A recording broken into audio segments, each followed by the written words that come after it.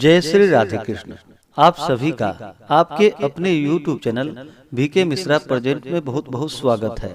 आइए आज आप सब सुनेंगे मोक्षदा एकादशी व्रत की कथा और फिर सुनेंगे एकादशी माता की आरती। आप सभी भक्तों को मोक्षदा एकादशी व्रत की ढेर सारी शुभकामनाएं। आप सभी के जीवन में लक्ष्मी नारायण की कृपा से आप सभी को सभी प्रकार के सुख और समृद्धि की प्राप्ति हो।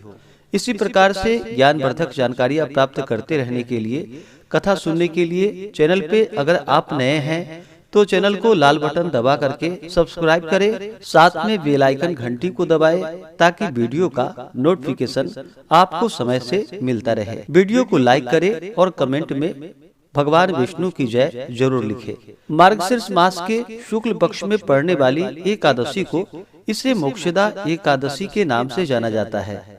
जो भी भक्त सच्ची श्रद्धा के साथ, नियम और निष्ठा के साथ मोक्षदा एकादशी का व्रत करते हैं, इस दिन भगवान विष्णु, माता लक्ष्मी, भगवान श्री कृष्ण और भगवान श्री कृष्ण के दामोदर स्वरूप का पूजन करते हैं, कथा श्रवण करते हैं, व्रत में नियमों का पालन करते हैं, जो कि यह व्रत वाजपेयी यज्ञ के बराबर पुण्य फलों को प्रदान करने वाली है तथा यह सभी प्रकार के पापों को नष्ट करने वाली है। इस व्रत के प्रभाव से खुद का तो उद्धार होता ही है तथा साथ में कुटुंबजन, पितृजनों का भी उद्धार हो जाता है। अगर किसी कुटुंबजन के निमित्त या माता पिता के निमित्त इस व्रत को धारण करे और उन्हें यह व्रत अर्पण करे तो उन्हें भी सद्गति की प्राप्ति होती है। तो आइए सुनते हैं मोक्षदा एकादशी व्रत की कथा। तो बोलिए प्रेम से भगवान विष्णु की जय, माता लक्ष्मी की जय, एकादशी माता की जय। भगवान श्री कृष्ण से युधिष्ठिर बोले कि हे जनार्दन, आपको नमस्कार है।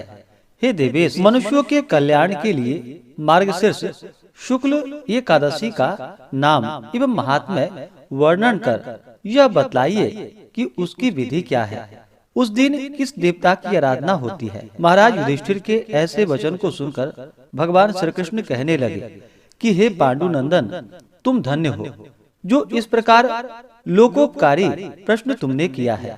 अच्छा, सावधान होकर तुम सुनो। यह एकादशी मनुष्यों के अनेक पापों को नष्ट करने वाली है। इसका नाम मोक्षदा है। इसमें गंध, पुष्प, धूप, दीप, नैवेद्य, नृत्य, गीत, षोडशोपचार पूजन पूर्वक सब भक्ति दामोदर की पूजा करनी चाहिए। इस विषय में एक अनुपम पौराणिक इतिहास में तुम्हें सुनाता हूँ, जिसके सुनने मात्र से वाजपेयी यज्ञ का पुण्य फल प्राप्त होता है। नरक में गए हुए माता और पिता एवं अन्य परिवार वाले भी अवश्य ही स्वर्गलोक को प्राप्त होते हैं। अस्तु, आप उस कथा को सावधान पूर्वक सुनिए। हे राजन, पवित्र गोकुलपुरी में किसी समय पहले एक वैखानस नाम का राजा राज्य करता था। वह राजा अपनी प्रजा का पुत्र के समान पालन करता था। उसके राज्य में चारों वेदों को जानने वाले कर्मनिष्ठ ब्राह्मण निवास करते थे। एक दिन रात में राजा ने स्वप्न में देखा कि उनके पूज्य पिताजी महाभयानक नरक में पड़े हैं और राजा को देखकर प्रार्थना करने लगे कि पुत्र, कोई उपाय करो, मुझे इस भीषण यंत्रणा से बाहर करो। प्रातः काल उठने पर राजा का मन परम खिन्न था। वह यही सोच रहा था कि किस प्रकार अपने पूज्य पिताजी को नरक से बाहर करे। बहुत कुछ विचार करने पर भी जब कोई विचार स्थिर नहीं हो सका, तब राज दरबार में जाकर उत्तम उत्तम ब्राह्मण, विद्वानों, ज्योतिषियों और तपस्वियों को बुलाकर तथा रात के स्वप्न का समुचित वृतांत बतलाकर सब लोगों से प्रार्थना कर निवेदन किया कि कोई ऐसा उपाय निकाला जाए जिससे मेरे पिता का उद्धार इस महान नरक से हो, क्योंकि उनकी दशा पर मुझे अत्यंत ही खेद है और दुख है। यह मेरा राज्य, सुख और ऐश्वर्य सारा का सारा एकदम निरर्थक है। हाथी, घोड़ा, धन, संपत्ति, स्त्री, पुत्र एवं परिवार मुझे कुछ भी आनंद कर प्रतीत नहीं होता। नहीं सोचता कि मैं क्या करूं, कहां जाऊं और किस प्रकार पूज्य पिताजी के कष्टों का निवारण करूं। उस समर्थवान पुत्र का जीना किस काम का, जिसके पूर्वज नरक में पड़े हों। राजा के हृदय से ऐसे उद्गार सुनकर ब्राह्मणों ने एक स्वर में कहा कि राजन, यहाँ से समीप ही परवर्तक मुनि का आश्रम है। वह महामुनि भूत, भविष्य एवं वर्तमान तीनों लोकों के ज्ञाता है। वह आपको कोई न कोई युक्ति अवश्य ही बतलाएंगे। ब्राह्मणों की ऐसी वाणी सुनकर राजा ने परवर्तक मुनि के आश्रम की ओर प्रस्थान किया। वह आश्रम कैसा था?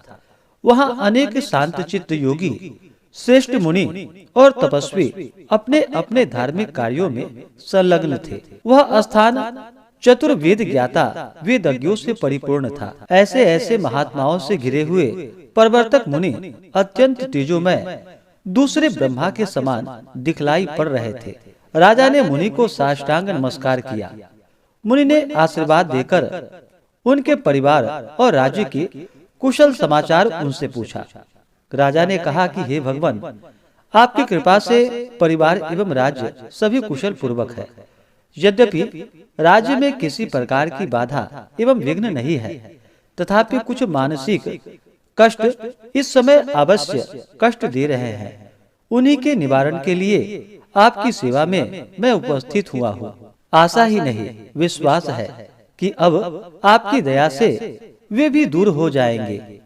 राजा के ऐसे वचन को सुनकर मुनि ध्यान अवस्थित होकर बोले और फिर भविष्य का चिंतन करने लगे। एक मुहूर्त बाद जब उनकी आंखें खुली तो बोले कि हे राजन, तू अपने पापी पिता की यातनाओं से दुखी होकर यहाँ आया है। तेरे पिता ने कामवश अपनी एक स्त्री का ऋतु भंग किया था। ऐसे पाप के फल स्वरूप वह नरक यातना भोग रहा है। मुनि के ऐसे वचन को सुनकर राजा ने कहा कि हे भगवान, किस दान, पुण्य एवं व्रत से मैं उनका उद्धार कर सकता हूँ। कुछ विचार कर मुनि ने कहा कि राजन, अग्रहण मास के शुक्ल पक्ष की एकादशी का व्रत आप सपरिवार करिए और उसका पुण्य अपने पिता के लिए अर्पण कीजिए, तो अवश्य ही आपके पिता का उद्धार होगा। राजा ने मुनि के आश्रम से आकर उनकी आज्ञा अनुसार सपरिवार एकादशी का व्रत कर उसका पुण्य अपने पिता को अर्पण कर दिया। फलस्वरूप उसके पिता को नरक से निकाल एक दिव्य विमान में बैठाकर स्वर्ग भेजा गया। जाते हुए आकाश मार्ग से अपने पुत्र को धन्यवाद और कल्याण होने का आशीर्वाद देते गए। राजन, इस मोक्षदा एकादशी का व्रत करने वाले के समस्त पाप नष्ट हो जाते हैं और वह मोक्ष पाता है। इससे बढ़कर मोक्ष देने वाला कोई दूसरा व्रत नहीं है। इस व्रत के करने वाले को क्या फल मिलता है, इसे मैं भी नहीं जानता। हाँ, इस कथा के मात्र सुनने एवं सुनाने से वाजपेयी यज्ञ का फल प्राप्त होता है। स्वर्ग एवं मोक्ष को देने वाला यह एकादशी का व्रत चिंतामणि स्वरूप है। तो बोलिए प्रेम से भगवान विष्णु की जय, माता लक्ष्मी की जय। तो आइए अब सुनते हैं एकादशी माता की आरती। तो बोलिए प्रेम से एकादशी माता की जय। ओम जय एकादशी, जय एकादशी माता, विष्णु पूजा व्रत को धारण कर शक्ति मुक्ति पाता। ओम जय एकादशी माता, विष्णु पूजा व्रत को धारण कर शक्ति मुक्ति पाता। तेरे नाम गिनाओ देवी भक्ति प्रदान करनी, गण गौरव की देनी माता शास्त्रों में वर्णी। ओम जय एकादशी माता, विष्णु पूजा व्रत को धारण कर शक्ति मुक्ति पाता। मार्गशीर्ष के कृष्ण पक्ष की उत्पन्ना विश्वतारिणी जन्मी, शुक्ल पक्ष में हुई मोक्षदा मुक्तिदाता बन आई। ओम जय एकादशी माता, विष्णु पूजा व्रत को धारण कर शक्ति मुक्ति पाता। पौष के कृष्ण पक्ष की सफला नामक है, शुक्ल पक्ष में होए पुत्रदा आनंद अधिक रहे। ओम जय एकादशी माता, विष्णु पूजा व्रत को धारण कर शक्ति मुक्ति पाता। नाम षट तीला माघ मास में कृष्ण पक्ष आवे, शुक्ल पक्ष में जया कहावे, विजय सदा पावे। ओम जय एकादशी माता, विष्णु पूजा व्रत को धारण कर शक्ति मुक्ति पाता। विजया फाल्गुन कृष्ण पक्ष में शुक्ला आमल की, पाप मोचिनी कृष्ण पक्ष में चैत्र महाबली की। ओम जय एकादशी माता, विष्णु पूजा व्रत को धारण कर शक्ति मुक्ति पाता। चैत्र शुक्ल में नाम कामदा धन देने वाली, नाम वरुथिनी कृष्ण पक्ष में वैशाख माह वाली। ओम जय एकादशी माता, विष्णु पूजा व्रत को धारण कर शक्ति मुक्ति पाता। शुक्ल पक्ष में होए मोहिनी अपराज्येष्ठ कृष्ण पक्षी, नाम निर्जला सब सुख करणी शुक्ल पक्ष रखी। ओम जय एकादशी माता, विष्णु पूजा व्रत को धारण कर शक्ति मुक्ति पाता। योगिनी नाम आषाढ़ माह में जानो कृष्ण पक्ष करणी, देवशयनी नाम कहायो शुक्ल पक्ष धरणी।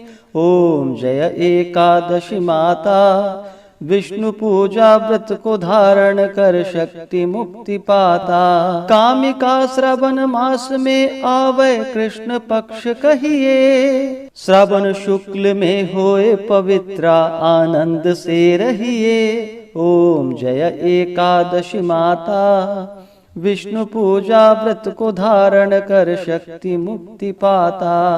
अजा भाद्रपद कृष्ण पक्ष की परिवर्तिनी शुक्ला, इंद्रा अश्विनी कृष्ण पक्ष में व्रत से भव सागर निकला।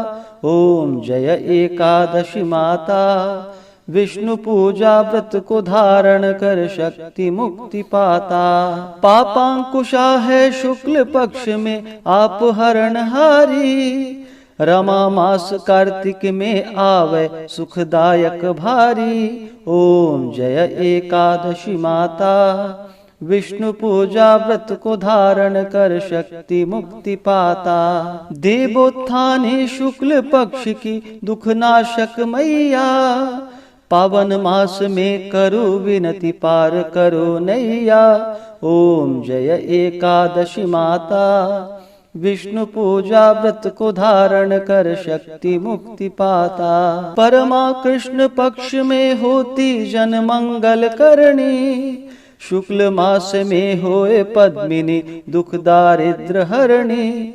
ओम जय एकादशी माता, विष्णु पूजा व्रत को धारण कर शक्ति मुक्ति पाता। जो कोई आरती एकादशी की भक्ति सहित गावे, जन गुरुदिता स्वर्ग कवासा निश्चय ही पावे। ओम जय एकादशी माता, विष्णु पूजा व्रत को धारण कर शक्ति मुक्ति पाता। ओम जय एकादशी माता, विष्णु पूजा व्रत को धारण कर शक्ति मुक्ति पाता। हाँ शक्ति मुक्ति पाता, हो शक्ति मुक्ति पाता। तो बोलिए प्रेम से एकादशी माता की जय, भगवान विष्णु की जय, माता लक्ष्मी की जय, श्री राधा कृष्ण की जय, सर्वदेवी देवता की जय।